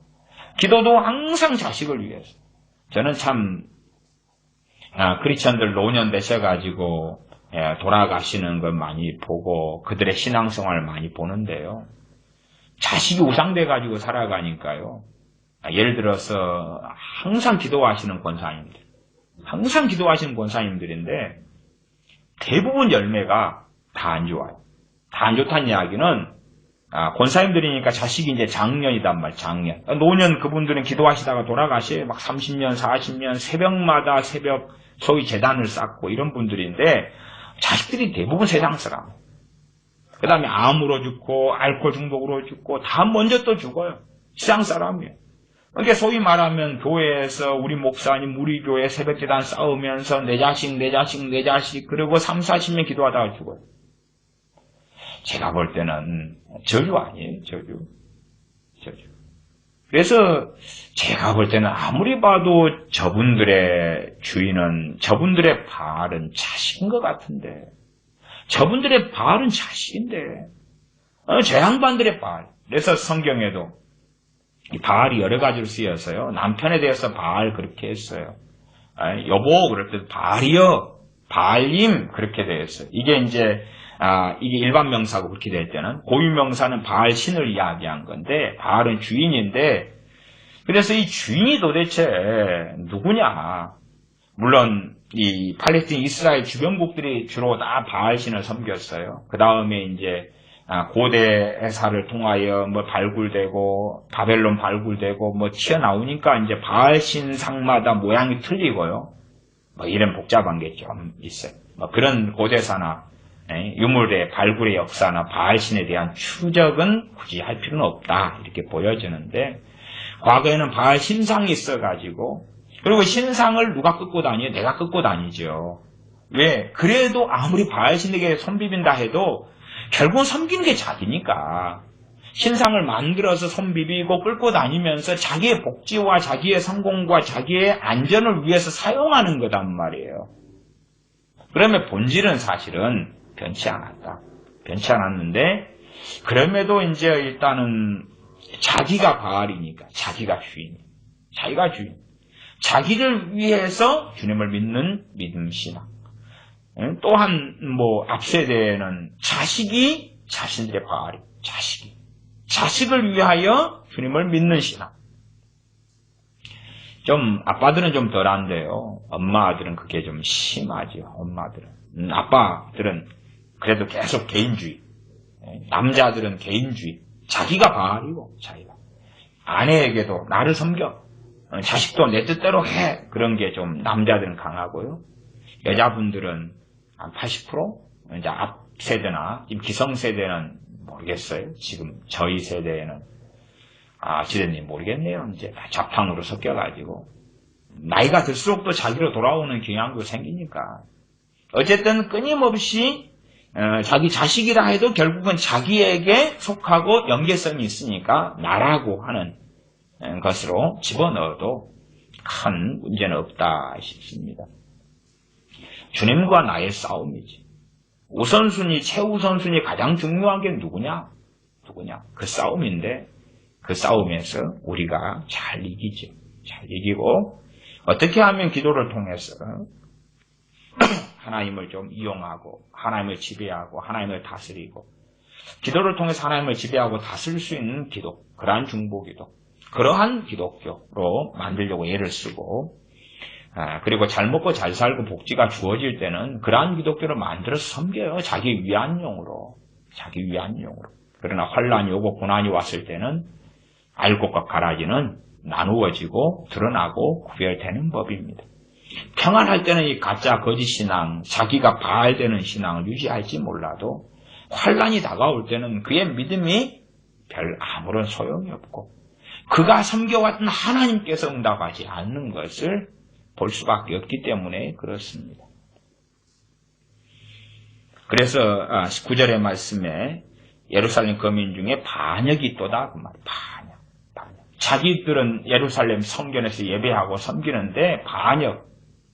당시에 바알 신이나 다른 신을 동시에 같이 섬길 종교 혼합주의가 있었으나 종교 혼합주의의 본질도 결국은 하나님보다 나지요. 하나님보다 나아요.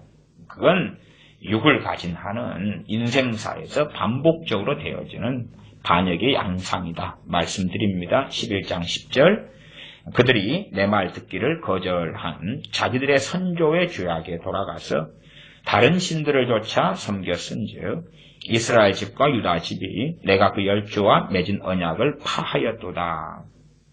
이 열조와 맺은 언약은 계속 후손으로 이어지는 언약입니다.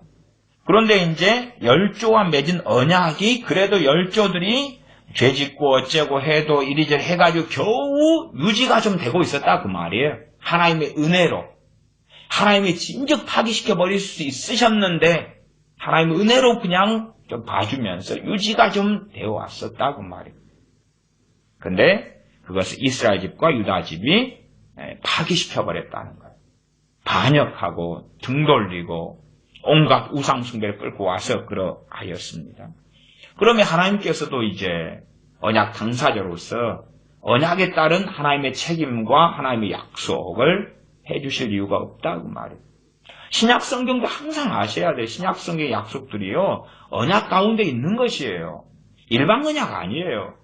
하나님께서 일방적 은혜를 주신 의미에서 일반 언약은 맞는데 하나님의 약속이 우리에게 이루어지려면 우리의 책임과 의무를 해야지만 이루어지는 쌍방 언약이에요. 그러나 어리석은 사람은 신약 성경의 하나님의 약속들은 일방 언약이라고 주장해요. 그러면 그렇게 해보시죠. 기도도 안 하고 응답 받아보시죠. 구하라 그러면 주실 것이요. 예수님 믿지도 않고도 구원받아 버리시죠. 일방 언약이라며. 참 이상한 궤변들 너무 많습니다. 11절입니다. 그러므로 나 여호와가 이같이 말하노라. 보라, 내가 재앙을 그들에게 내리리니 그들이 피할 수 없을 것이라. 그들이 내게 부르짖을지라도 내가 듣지 아니할 것인즉 유다 성읍들과 예루살렘 거민이 그 분향하는 신들에게 가서 부르짖을지라도 그 신들이 그 고액 중에서, 고액의 재앙을 이야기합니다. 재앙, 또 불행, 재난, 재앙 중에서, 고액 중에서 절대로 그들을 구원치 못하리라. 하나님께서 재앙을 이제 내리는데 이미 북왕국 이스라엘은 내렸지요. 그 다음에 남왕국 이스라엘, 남왕국 유다와 예루살렘에 하나님께서 재앙을 내리겠다. 그지 여기에서 피할 길을 내리라. 지금 그 맥락이 이 11장에도 없습니다. 없어요. 그럼 소망을 주는 맥락으로 자꾸만 말씀을 약화시키려는 자들이 많은데 그건 그때 나오는 그 본문에서 봅시다. 아직은 그거 없어요. 없어. 그 앞에도 다 짓맺지는 않겠다는 그 의미는 이것이 끝이 아니야. 그 의미고 여기도 마찬가지예요. 그 여지를 주지 않습니다. 왜?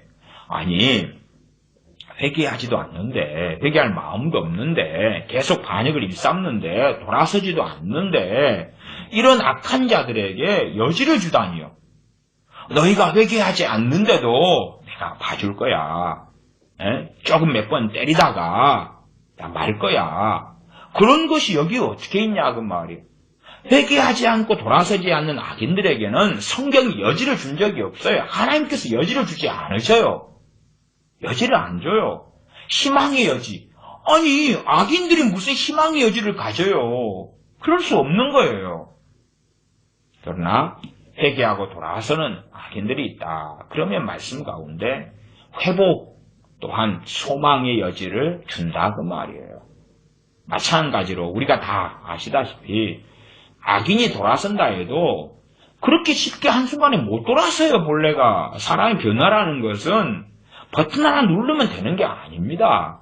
그리 됐으면 주님께서 사도들과 함께 3년 반의 공생애를 보내시고 가룟 유다가 그렇게 해서 지옥의 길을 걸어가고 도마가 의심의 사람이 되어지고 왜 그렇겠어요? 버튼 하나 누르면 되는데 그러지 않아요. 그러지 않아요. 그리고 유다 성읍들과 예루살렘 거민들이 이제 자기들이 섬기던 신 혼합주의, 종교 혼합주의 속에서 하나님께 가도 답이 없고 자기가 섬기던 신들에게 가서 막 발부둥 쳐도 답이 없다. 13절 유다야 너 신들이 내 성읍의 수요와 같도다. 너 신들 너가 의지하던 대상 너 배를 위하여 너 성공을 위하여 내 행복을 위하여 너 건강을 위하여 너 정욕대로 살기 위하여 의지하던 신들이죠. 만들어낸 신들이죠. 우리도 마찬가지 아닙니까? 물론 신들 이렇게 하는 말하고는 틀리나 우리의 행복과 만족을 위하여 우리가 찾고 의지하던 것. 야, 이것이 있어야 행복해. 이것이 있어야 내가 만족해. 이런 일이 있어야 내가 좋아. 그러한 것들 바라보고 소망하고 원하고 의지하고 그런 것들이 인생사 속에서 왜 많이 없습니까? 많이 있지요. 부동산, 집, 차, 옷, 메이크업, 여행, 맛있는 거, 치킨, 맥주, 술. 요즘에는 이제 또 마약 쪽으로도 많이 사람들이 가지요. 아니면 동성애자 같으면은 남자면 멋진 남자 여자 게이가 레즈비언 같으면 여자 그런 것이 자기들이 찾고 구하는 신들이라. 또 이성애자라도 할지라도 야 멋있는 남자 멋진 여자 남자 그 옛날 속담에 그런 것도 있잖아요. 남자면 숟가락들 힘만 있어도 여자를 찾는다 이런 속담이 있는 것처럼 끊임없이 그렇게 살아가는 것이 끊임없이 유다야 내 신들이 내 성읍의 수요와 같도다. 직접적으로 야 우리는 이런저런 불상이나 관세음 보살상이나 알라 신이나 힌두교에 뭐나 우리 그런 거 없어. 그런 거 일본에 나가면 일본에 좀 많던데 우리는 없어. 그럴 때에 과연 우리가 찾고 의지하고 우리 중심에 담아두고 있고 그것이 있을 때 행복한 그 신들을 살펴봐야 되겠지요. 그 신들. 그것이 없다면 나는 불행할 만한 것. 야, 이 아파트가 나의 행복의 원천인데 내 집 없는 그냥 사골세로 내가 전락한다면 그러면 행복하겠느냐. 13절 너희가 예루살렘 거리의 수요대로 그 수치되는 물건의 단 곧 바알에게 분향하는 단을 쌓았도다. 거리 수요대로. 그러니까 많이도 그냥 의지하고 찾았다고 하는 많이도 의지하고 찾으니까 입 밖에 나올 거 아니에요. 항상 입 밖에 나오는 입 밖에 찾고 자랑하고 그게 없으면 시기하고 질투하고 거리의 숫자대로 바알의 단 앞에 분향한 것처럼.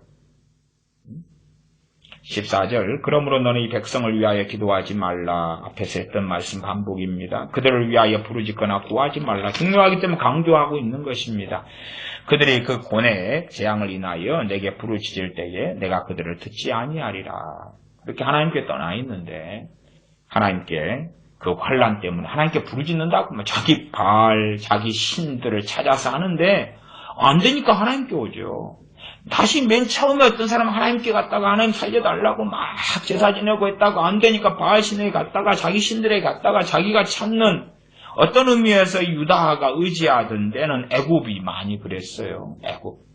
애굽 아수르가 전에 왔을 때도 애굽에 갔다가 영 안 되니까 원수를 지내는 에돔이나 모압이나 암몬과 함께 했다가 찾다가 그래서 하나님께 부르짖어도 하나님께서 안 듣겠다. 내가 안 듣겠는데 에레미야야 너가 그들을 위하여 기도하면 되겠냐? 그러면 나하고는 뜻과 생각이 다른 거야. 기도하지 마. 계속 말씀하고 계시는 겁니다. 15절 나의 사랑하는 자가 많이 행음하였으므로 나의 사랑하는 자 유다 예루살렘이겠지요. 많이 행음해버렸다. 많이 행음했다. 많이 행음했다. 그것이 단지 과거형이고 많이 행음하였으나 내게 돌아와서 내가 용서했다. 그게 아니에요. 행음하였는데 그건 현재 진행형이에요. 과거에서부터 어마어마하게가 현재 진행형이에요. 꼭 지금 행음했다가 남자 여자의 관계에 이 행음을 사용합니다. 가장 이제 좀 악한 행음으로서 보통 두는 것이 남편을 둔 여자가 하는 것을 주로 많이 사용하기 때문에 창기처럼 그렇게 쭉 전전하고 돌아다니면서 지금도 그러고 있는데 그런 것이 돌아서지 않고 근데 그런 삶을 10년 전까지 살다가 10년 전부터는 자숙하면서 다른 남자와 행음하지 않으면서 남편이 내게 돌아올 것을 바라보고 자기를 깨끗하게 하고 있다. 그러면은 좋지요. 그게 아니다 그 말이에요. 그렇게 뻔뻔하게 하면서도 자, 봐보세요. 자, 어떤 A라는 남녀 차별 이야기하니까 남자를 여자를 남자를 바꿉시다. 그래서 본처를 떠나가지고 남자가 여러 여자를 전전해. 그래가지고 한 20번째 여자하고 살고 있다고 합시다. 20번째 여자하고 살고 있는데, 돈이 필요해요. 그러니까 본처한테 와가지고 돈 내놓으라는 거예요. 그리고 집에 있는 가전제품 가져가서 팔고 통장에 있는 돈 빼가지고 쓰고 그러고 있다. 그러면은 본처가 얼마나 성질 나겠어요. 말이 안 되잖아요. 네 지금 살고 있는 행음하고 있는 그 여자하고나 잘해. 차라리. 근데 이제 거기서 안 돼가지고 나는 그 여자하고 영원히 살 거야. 그러면서 와서 내가 어렵다고 도와달라고 손 뻗치면 본처가 어떻게 했어요? 그런 상황입니다. 다 아시겠지만 나의 사랑하는 자가 많이 행음하였으므로 거룩한 제육이 그에게서 떠났거늘. 거룩한 제육은 희생제물을 이야기합니다. 여호와의 전에 와가지고 희생제물을 드려요. 그러나 그는 계속 행음했었고 행음하고 있는 상태에서 그 하나님께 된 희생제물의 율법에 따른 의식이나 그것의 가치가 없다고 말이에요. 할례로 이야기하면 육체의 할례인데 마음의 할례 받지 않았기 때문에 육체의 할례가 효력이 없다고 말이에요. 하나님을 정말로 찾고 하나님을 사랑하는 자가 이 희생 제물을 드리고 속죄제, 속번제, 화목제, 소제, 번제를 드릴 때 효력이 있는데 그렇지 않다고 말이에요. 종교성이 되어질수록 자기들의 기도와 예배가 효력이 없어도 효력이 있다고 생각하는 거예요. 자기들의 예물과 기도와 예배와 찬양과 기도가 하나님께 연락되지 않아도 되고 있다고 믿고 싶은 거예요. 그래서 좋아. 그러면 우리가 이 어려움과 환난을 당했는데 고뇌를 당했는데 하나님께 제육, 희생제물을 갖다 바치자. 속죄제, 속번제, 화목제 잔뜩 해줘버리자. 그러면 하나님이 해주겠지, 도와주겠지. 그러고 하는 것입니다. 그러나 마음은 심령은 하나님께로 떠나 있지요. 그리고 참으로 자기가 했던 그 행음들에 대하여 돌이킬 마음이 없다 그 말이지요. 그래서 거룩한 제육이 그에게 떠났다. 그것은 그것입니다. 이미 그들의 제사는 하나님의 백성이 아니고 또한 그들에게 악이 가득하기 때문에 그들의 제사는 아무 의미가 없다. 하나님께는. 그리고 그들에게는 거룩한 제육이 거룩한 희생제물이라는 것이 그들에게 존재할 수 없어. 그들의 제사 자체를 하나님이 안 받아. 그런데 무슨 그들의 기도를 받아? 제물 바치고 기도한다고? 내가 거기에 더 가증해 하는 말씀입니다. 거룩한 제육이 그에게서 떠났거늘 나의 집에서 무엇을 하는고? 여호와의 전에 와서 뭐하고 있어? 오지마. 오지마. 그가 악을 행하며 기뻐하도다. 현재잖아, 현재. 현재도 악을 행하면서 기뻐하면서 고뇌 환난 가지고는 도움을 구한다는 것이. 16절 나 여호와가 그 이름을 일컬어 좋은 행실 맺는 아름다운 푸른 감람나무라 하였었으나 큰 소동 중에 그 위에 불을 피웠고 그 가지는 꺾였도다. 큰 소동이 뭐겠습니까? 그들의 범죄와 죄악으로 일어난 결과들이겠죠. 그래서 좋은 행실 맺는 아름다운 푸른 감람나무, 아름다운 푸른 감람나무가 거기에 불이 피었고 불이 그냥 생겼고 타져버리는 거예요. 우리가 좋은 포도나무가 있는데 거기에 불을 피워버리면 타져버리고 그 다음에 가지가 꺾어져 버리고 정말 쓸모없게 변해버리는 거죠. 무엇 때문에? 큰 소동 중에 그리 됐다. 뭐 난리 중에 이제 그런 일도 벌어질 거 아닙니까? 과수원도 전쟁의 때 폐허가 돼가지고 하는 것처럼 그런 건데 원천적으로 이들의 죄악 가운데 이 아름답고 푸른 감람나무인데 일이 돼버린 거예요. 17절 바알에게 분향함으로 나의 노를 격동한 이스라엘 집과 유다 집의 악을 인하여 그를 심은 만군의 여호와 내가 그에게 재앙을 선언하였느니라. 그 아름답고 푸른 감람나무로 하나님께서 심었다 그 말이에요. 하나님이 심었다. 하나님이 심었는데 이제 하나님께서는 그 유다, 그 이스라엘의 재앙을 선언하셨다. 그러면 17절 다시 읽으면 바알에게 분향함으로써 바알에게 분향했다. 제가 바알 주인이 지금 시대에는 나, 그 앞 시대에는 나에서 나의 자녀들로 확장되어 왔었지요. 그런 분향으로 인하여 나의 노를 격동했다. 그러한 첫 번째 이스라엘, 두 번째 유다 집의 악이다. 하나님보다, 하나님의 영광보다 사람의 영광을 더 사랑하고 하나님의 영광을 금수와 버러지의 형상의 우상으로 바꾸어버려. 그러한 하나님의 백성들, 그들에게 하나님께서 재앙을 선언하셨다. 그렇기 때문에 기도하지 말아라. 그렇기 때문에 너희가 악을 행하고 기뻐하면서 무슨 기도를 하고 무슨 예배를 드리고 무슨 제사를 드리면서 고뇌 하나님께서 내리는 재앙을 피해보려고 하느냐? 그럴 수 없다. 그 언약을 너희가 파기했기 때문에 나도 그 언약을 파기하고 너희를 내가 심판하고 너희에게 재앙을 내린다 하는 것이 예레미야 11장 17절까지 나와 있는 말씀입니다. 기도하겠습니다. 아버지 하나님, 우리에게는 참으로 많은 바알들이 있고 우리가 소중히 여기고 중요시 여기며 의지하는 많은 것들이 있습니다. 그 가운데 어떠한 것들은 괜찮게 보이나 그러나 하나님보다 더 앞서며 주님을 사랑함보다 더 앞서며 주님을 기뻐함보다 더 앞서며 나아가 참으로 주님을 위하여 내가 주님의 길을 걷는 사람인지 나를 위하여 주님을 따르고 믿는 척하는 사람인지 우리의 심령을 돌아볼 수 있는 은혜를 주시고 하나님의 말씀을 통하여 우리의 심령이 마음이 기경되기를 원합니다. 우리를 긍휼히 여겨 주시옵소서. 우리 주 예수님의 이름으로 기도하옵나이다. 아멘.